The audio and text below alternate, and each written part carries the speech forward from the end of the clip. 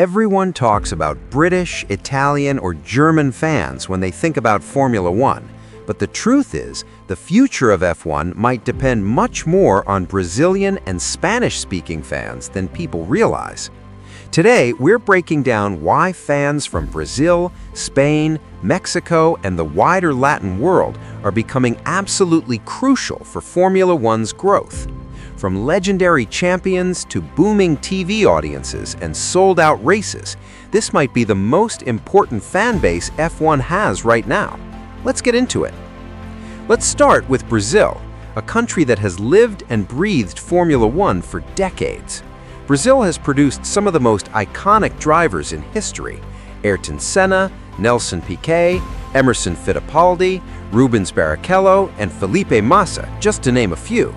For years, Interlagos has been one of the most exciting races on the calendar, with unpredictable weather, dramatic title deciders, and a crowd that never stops shouting. Even in seasons without a Brazilian driver on the grid, TV ratings and fan engagement in Brazil remain incredibly strong. That tells you something important. This is not a casual market.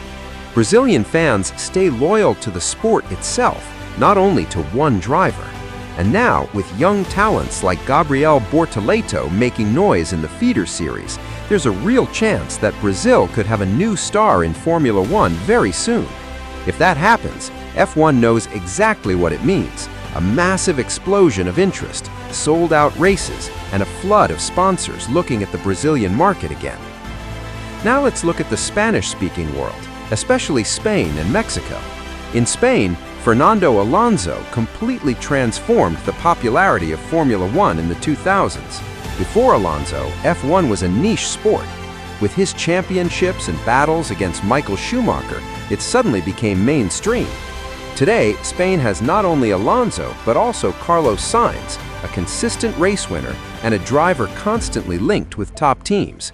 That means two strong fan bases inside the same country, often supporting different drivers, which is perfect for drama, TV ratings, and social media engagement. Then you have Mexico with Sergio Checo Pérez. The Mexican Grand Prix is regularly one of the most colorful, passionate, and best-attended races of the entire season.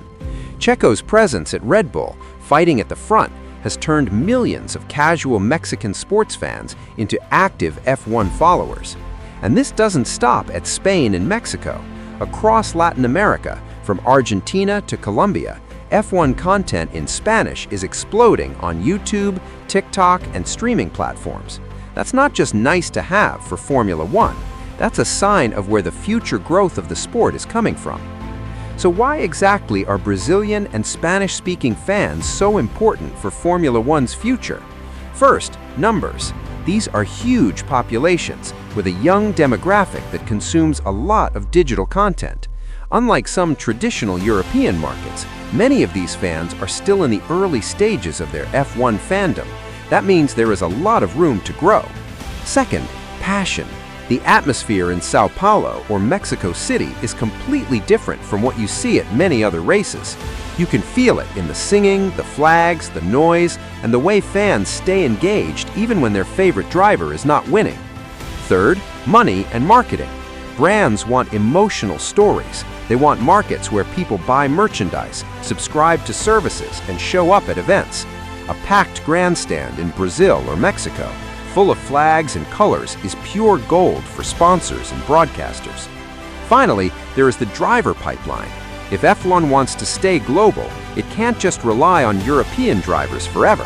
Having successful drivers from Brazil, Spain, Mexico, and the wider Latin world keeps these markets emotionally invested for decades. That means more young kids watching karting videos, dreaming of F1, and one day entering the junior categories. In the end, Formula One might still be based in Europe, but its heart is beating louder and louder in places like Sao Paulo, Madrid, and Mexico City. If the sport wants to keep growing in the next 10 to 20 years, it cannot ignore Brazilian and Spanish-speaking fans. More races, more content, and more opportunities for drivers from these countries could be the key to Formula One's future. But what do you think? Are Brazilian and Spanish-speaking fans really the future of F1, or is the sport still too focused on Europe? Let me know your thoughts in the comments. And if you enjoyed this breakdown, don't forget to subscribe for more F1 stories, analysis, and news every week. Thanks for watching, and I'll see you in the next one.